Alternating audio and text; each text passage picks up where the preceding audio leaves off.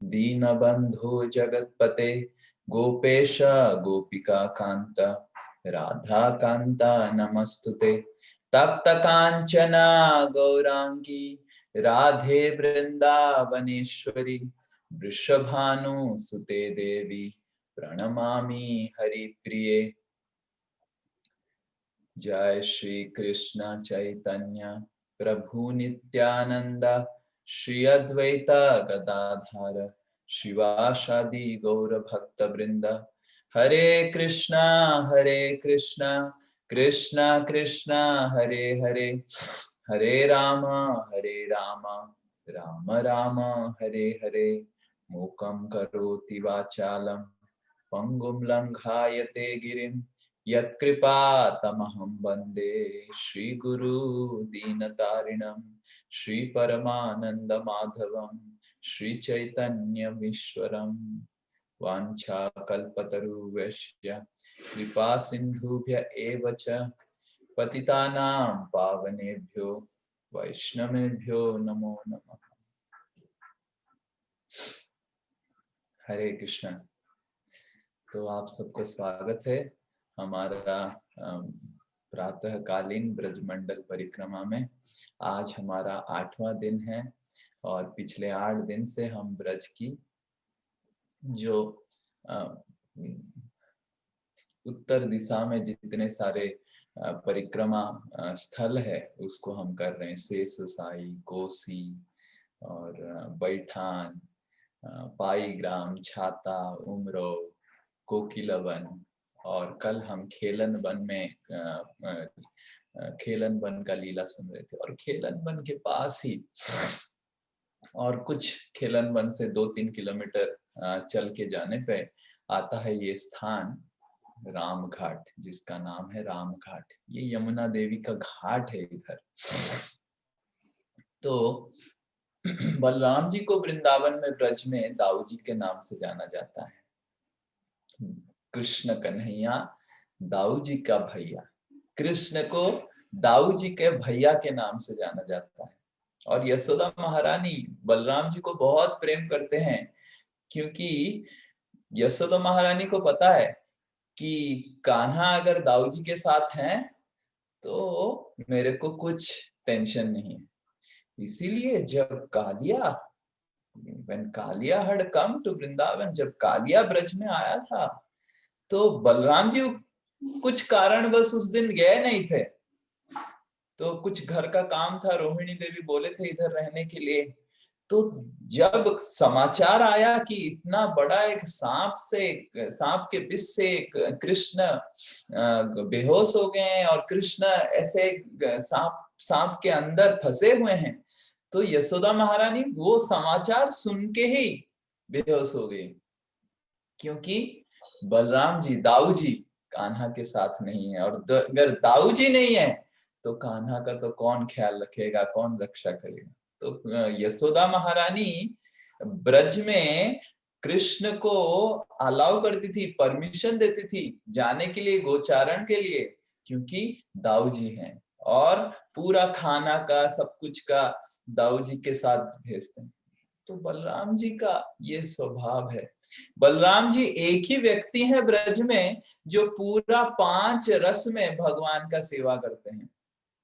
हम सब जानते हैं कि हमारा भगवान के साथ एक यूनिक, एक स्वतंत्र स्वरूप है जो किसी का साथ नहीं है। एक we have a unique special विशेष हमारा रिश्ता है भगवान के साथ, हमारा भाव के अनुसार। कोई आप सब में कोई गोपी हो सकता है वृंदावन में, आप सब में कोई पिकॉक हो सकता है। अभी आप सब बोल नहीं पा रहे हैं, बट तो इस तरह का कोई पिकॉक हो सकता है और कोई कोयल हो सकता है, कोई ब्रज में हर व्यक्ति विशेष है। ऐसे नहीं कि प्रभु जी मैं तो कोयल बन गया, मैं तो गोपी बनना चाहता था, मैं तो कोयल बन गया। ऐसे नहीं है। ब्रज में गोपी, कोयल, गाय, तोता, सारी, सुका, सबका जो भाव चेतना होता है, देखिए सुखदेव गोस्वामी जो श्रीमद् भागवत की रचना किए हैं, जिनके मुख से श्रीमद् भागवत सुन के परीक्षित महाराज और हम सब कृत्य कृत्य हो जा रहे हैं, पवित्र हो जा रहे हैं, वो वृंदावन धाम में श्रीमती राधा रानी के सुख हैं, वो गोपी नहीं है। तो हमको कभी सोचना नहीं चाहिए कि वो तो तोता है, वो तो सारी है, क्योंकि ब्रज ब्रज वृंदावन धाम में, गोलोक में हर व्यक्ति का चेतना समान होता है, दास्य भाव में रहता है, और हर व्यक्ति चेतना चेतना रहता है उनका भगवान का सेवक के रूप में। तो हर हर हर चेतन पुरुष स्त्री या फिर तोता सारी जो भी है, सबका एक भाव से सेवा करते हैं। आइदर वो दास्य भाव हो सकता है, हम जानते हैं कि 5 भाव से, 5 रस से आप हम सब सेवा कर सकते हैं भगवान का। शांति रस, दास्य रस, साख्य रस, हम भगवान का दोस्त बन सकते हैं, भगवान का सेवक बन सकते हैं, और वात्सल्य रस, भगवान का माता पिता बन के सेवा कर सकते हैं, और माधुर्य रस, भगवान का प्रियतमा बन के सेवा कर सकते हैं। पर बलराम जी वही हैं, दाऊ जी हैं, वो भगवान को पूरा 5 रस में सेवा करते हैं। भगवान दाऊ जी भगवान का अलंकार, भगवान का वेश पोशाक, भगवान का छाता, हमने कथा सुना था कि छाता ग्राम में भगवान के लिए छाता, वो छाता बलराम जी का विस्तार है। बलराम जी भगवान के लिए चप्पल बनते हैं, छाता बनते हैं, सैया बनते हैं, अलंकार बनते हैं, वेशभूषक ड्रेस जो भगवान पीतांबरी पहनते हैं वो बलराम जी का। तो ऑल दिस, तो इस तरह बलराम जी भगवान को शांति रस में पूजा कर रहे हैं, उपासना कर रहे हैं, सेवा कर रहे हैं। और दास्य रस में भगवान जी, बलराम जी भगवान का सेवक के रूप में कभी कभी पैर दबाते हैं, कभी कभी प्रसाद खिलाते हैं। तो दास्य और साख्य तो आप तो जानते ही हैं, बलराम जी सखा के रूप में, हमने कथा सुना था बैठान में किस तरह कट्टी कर दिए थे और अलग अलग जाके प्रसाद लिए थे। तो साख्य रस में भी बलराम जी सेवा करते हैं, और बलराम जी वात्सल्य रस में भी सेवा करते हैं। उनके बड़े भाई के हिसाब से कभी कभी कृष्ण को आदेश करते हैं, कृष्ण का सुख के लिए, आनंद के लिए उपदेश भी देते हैं।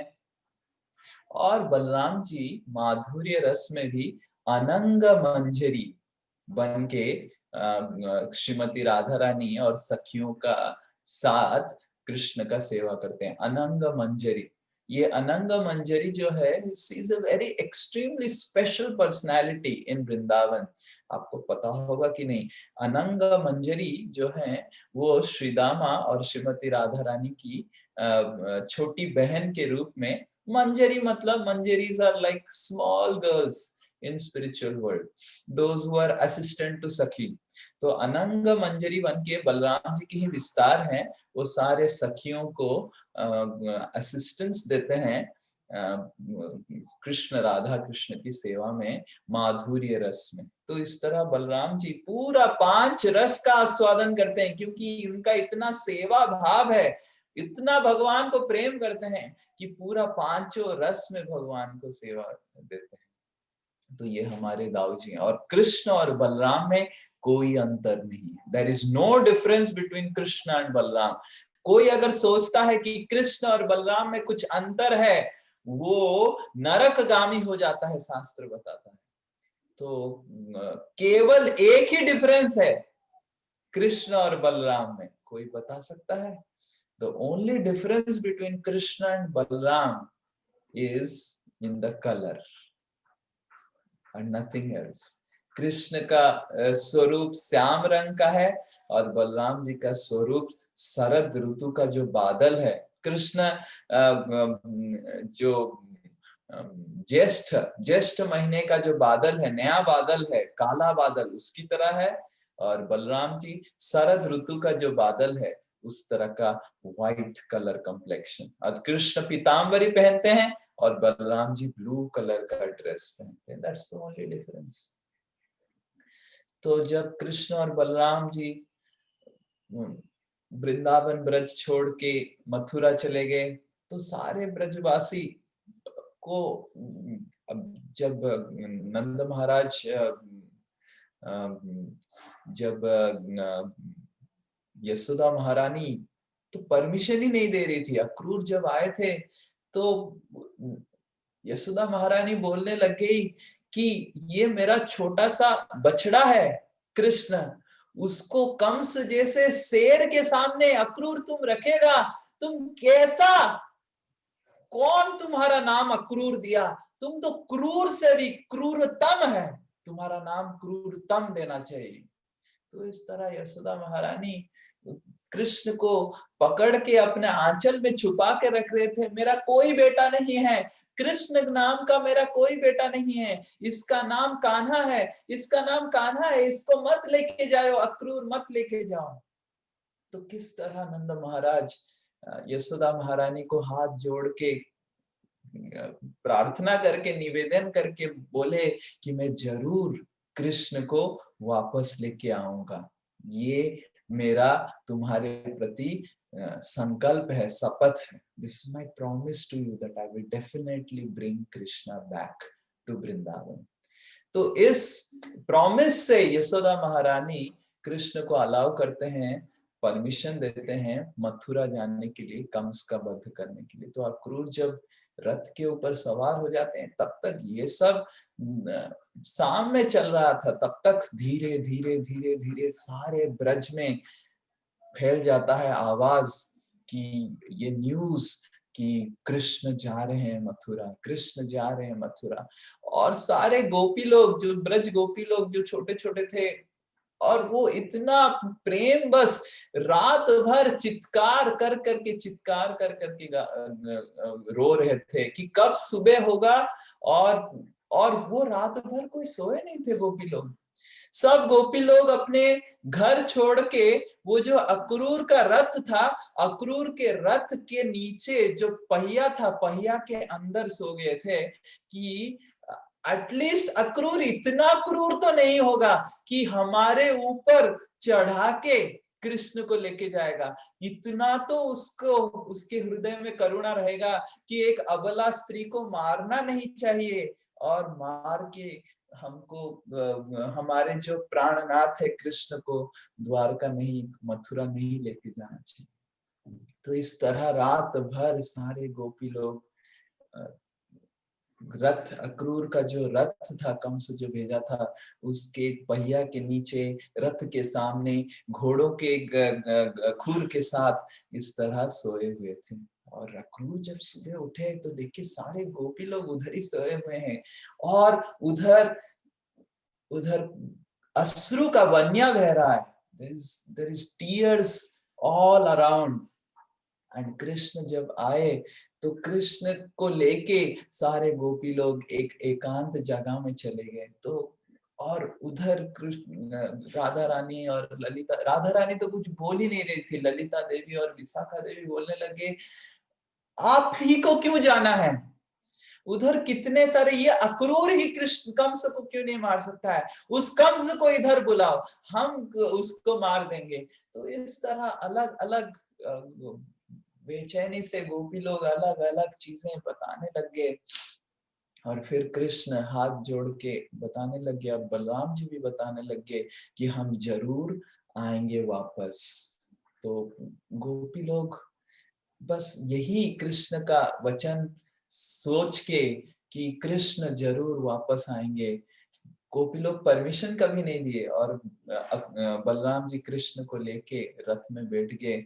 और अक्रूर तुरंत जैसे ही कृष्ण बैठे, अक्रूर रथ को, क्योंकि गोपी लोग तो सब सोए हुए थे, रास्ते में ही सोए हुए थे, रथ को इधर उधर घुमा फिरा के निकाल के ब्रज से चले गए। और जब ब्रज से चले गए, सारे गोपी लोग उधर ही खड़े रह गए रथ को देखते हुए। कुछ कुछ गोपी लोग तो रथ का दर्शन करते हुए ही अपना प्राण त्याग कर लिए, और कुछ कुछ गोपी लोग जिनको भगवान की शपथ और प्रॉमिस से पूरा दृढ़ विश्वास था कि भगवान आएंगे, गोपी लोग उधर ही बैठ के रोने लग गए। और जब पहले हमने सुना है कि भगवान बाद में उद्धव को भेजते हैं, तो उद्धव आके देखते हैं कुछ कुछ गोपी लोग तो अपना घर द्वार छोड़ के जंगल में ही आ गए हैं और जंगल में ही रो रहे हैं। तो इस तरह गोपियों का हालत हो गया।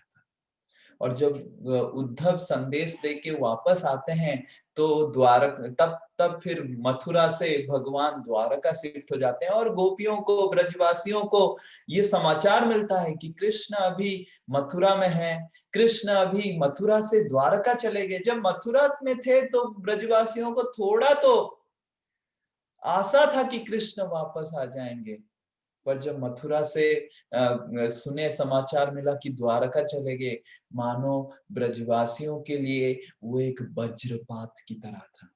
सारे गोपियों के लिए मानो एक वज्रपात की तरह था कि और कृष्ण वापस नहीं आएंगे। फिर गोपी लोग सुनने लगे कृष्ण ने रुक्मिणी जी के साथ शादी कर लिया। फिर गोपी लोग सुनने लगे कृष्ण 16,100 कन्याओं के साथ शादी कर लिया।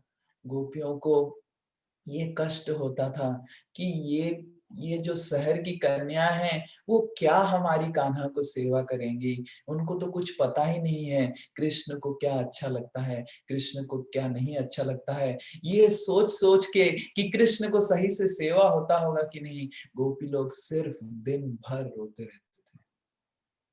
तो जब उद्धव आए और उद्धव जी तो बहुत ही वॉज एक्सट्रीमली प्राउड इन, उनके हृदय में थोड़ा सा अहंकार था कि मैं बहुत बड़ा भक्त हूँ और कल हम उद्धव कियारी का दर्शन करने जाएंगे नंदगांव में, बहुत ही उत्कट स्थान है। और उद्धव जी के हृदय में थोड़ा अहंकार था कि मैं द्वारका में बहुत बड़ा भक्त हूँ, तो इसीलिए उद्धव जी को भगवान ब्रज में भेजे थे गोपियों को लिए संदेश भेजने के लिए, ये दिखाने के लिए उद्धव जी को कि किस तरह गोपियों का जो प्रेम है उनके प्रति, कृष्ण भगवान के प्रति, वो सर्वश्रेष्ठ है। रम्या काचिदुपासना ब्रजबधू बर्गेन वा कल्पिता। रम्या काचिदुपासना ब्रजबधू बर्गेन वा कल्पिता।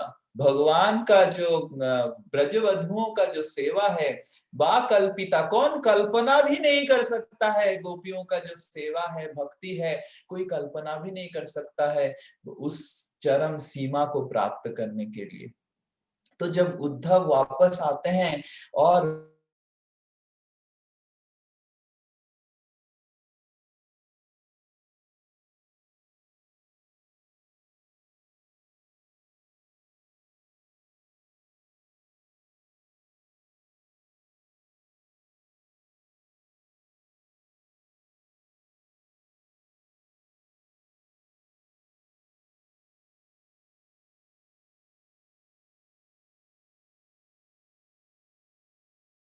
दाऊ जी हैं, बड़े भैया हैं, बिना कृष्ण के परमिशन से कुछ नहीं करते थे, ये हमको समझना चाहिए। क्योंकि बलराम जी सेवक भगवान का स्वरूप है।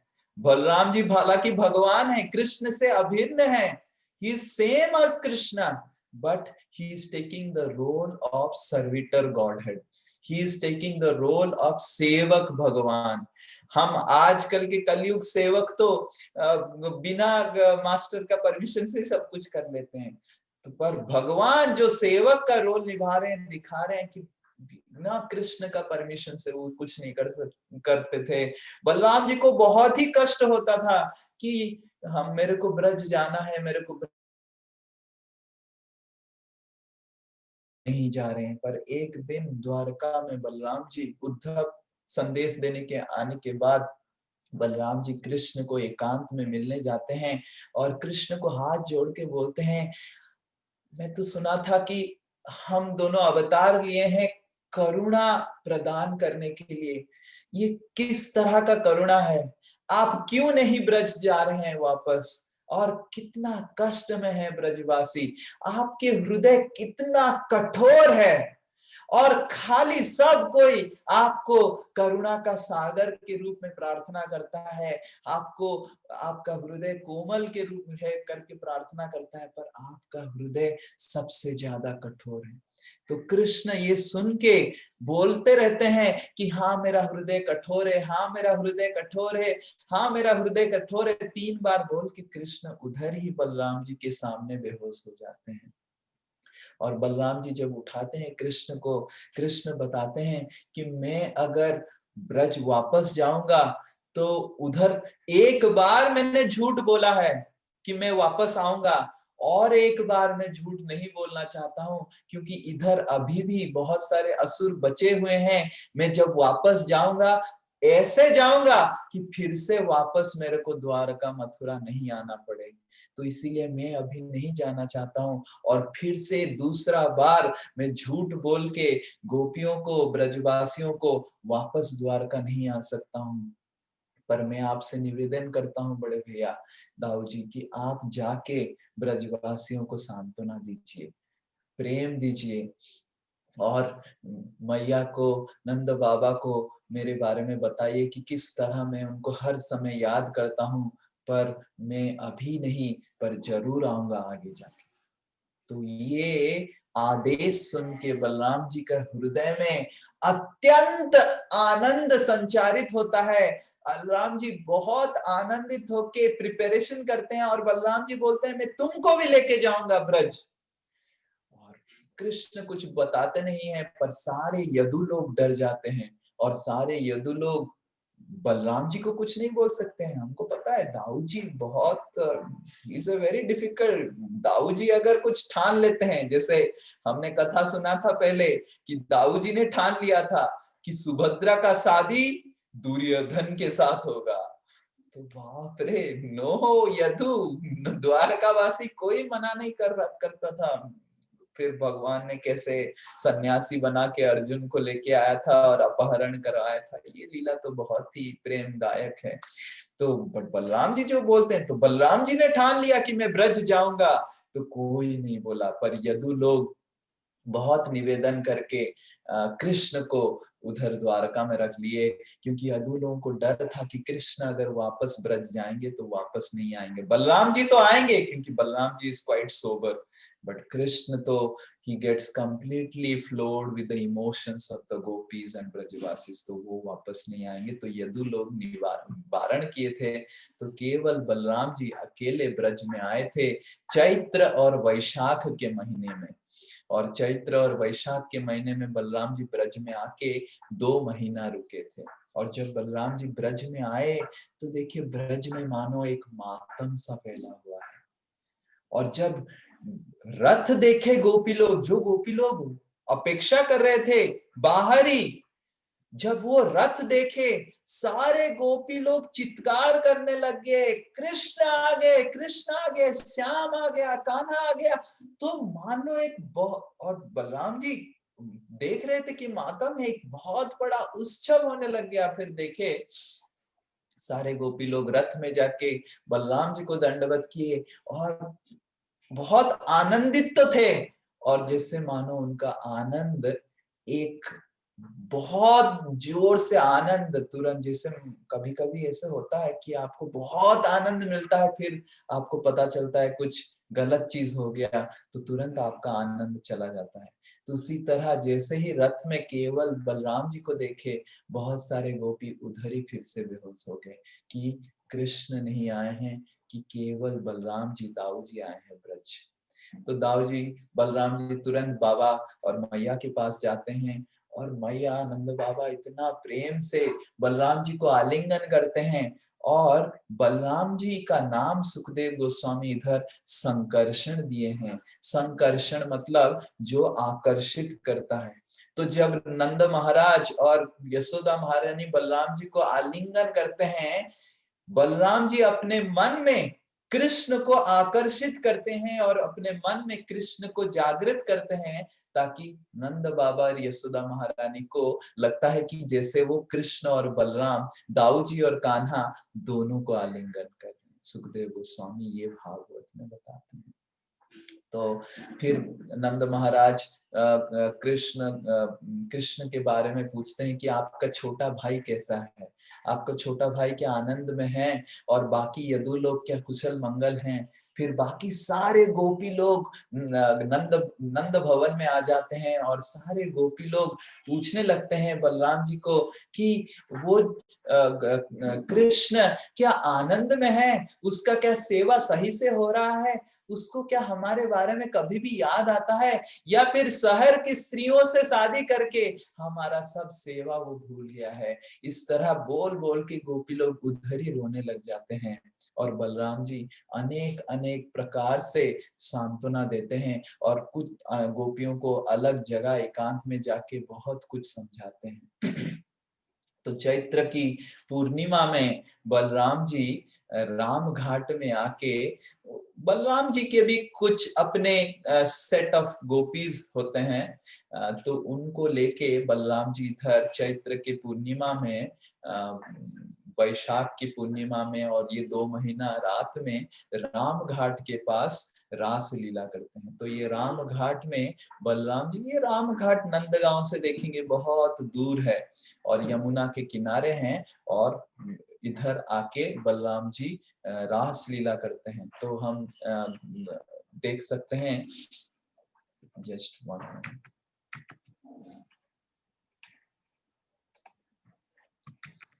तो बलराम जी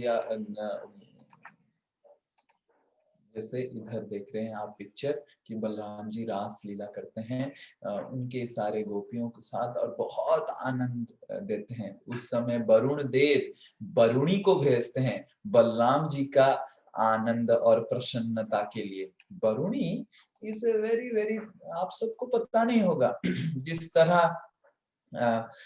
इस जगत में अल्कोहल है जो आप पीने से तमोगुण में आ जाते हैं, उसी तरह स्वर्ग लोक में there is a beverage called somras, जिसको पीने से आप सत्व गुण में आ जाएंगे। है अल्कोहल टाइप का बेवरेज, बट जिसको पीने से आप सत्व गुण में आ जाएंगे। इधर आप अगर अल्कोहल पीते हैं तो आप तमोगुण, घोर तमोगुण में आ जाता है व्यक्ति, और कितना मानव पाप करने लग जाता है। पर सत्य स्वर्गलोक में सोमरस है जो आपका सत्व को वृद्धि करता है बेवरेज।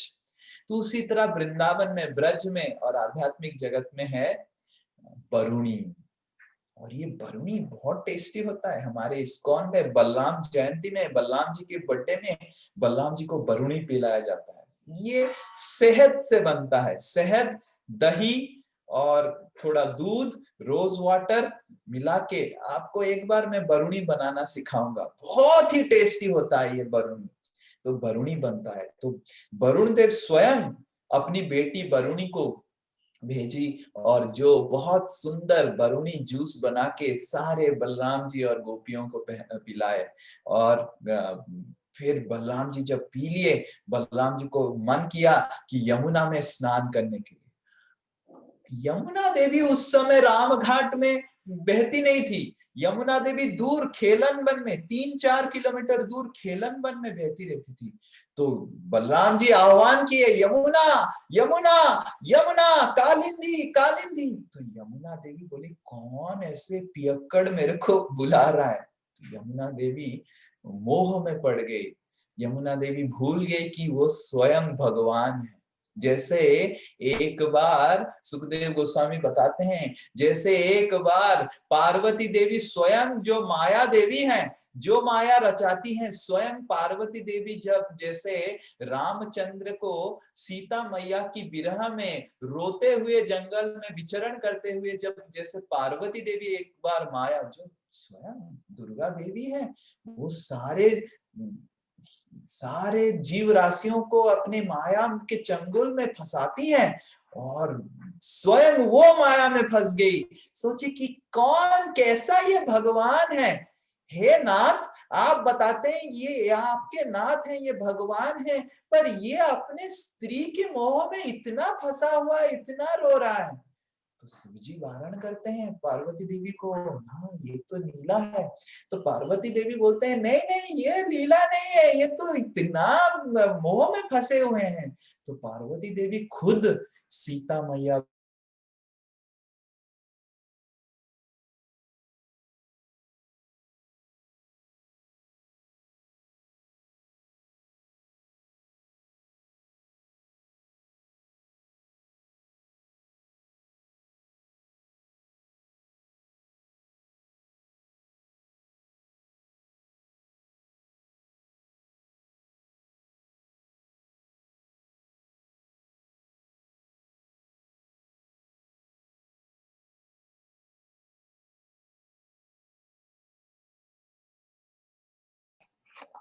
आपने मेरी पत्नी सीता देवी को देखा है क्या? तो इस तरह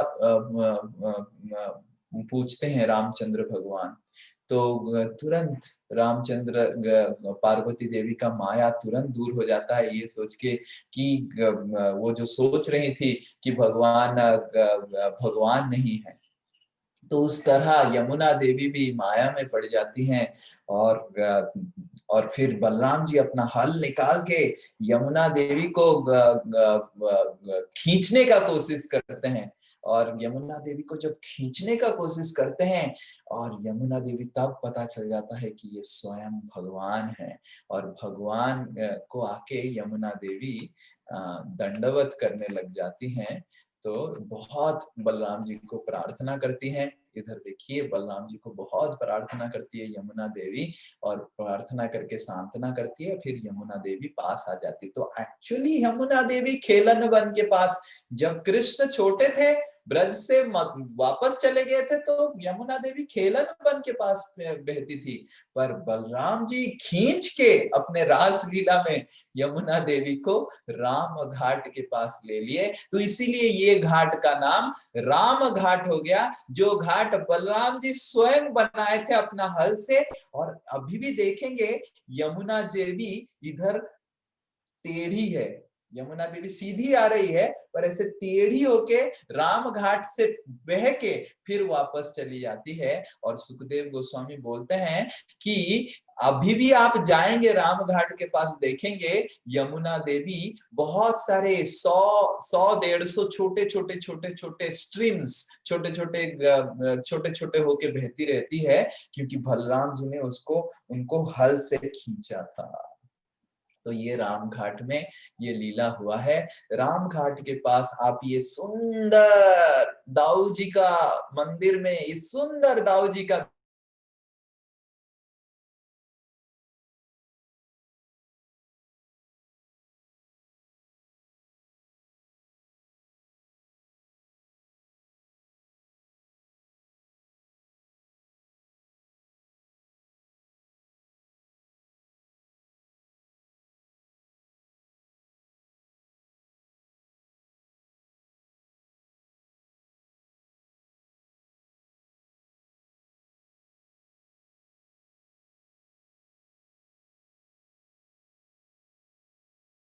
और इस तरह 2 महीना बलराम जी इधर ब्रज में रह के और फिर उसके बाद उनका परमिशन लेके फिर वापस चले जाते हैं भगवान ये बोल के कि मैं जरूर कृष्ण को वापस लेके आऊंगा। तो ये लीला राम घाट में हुआ था।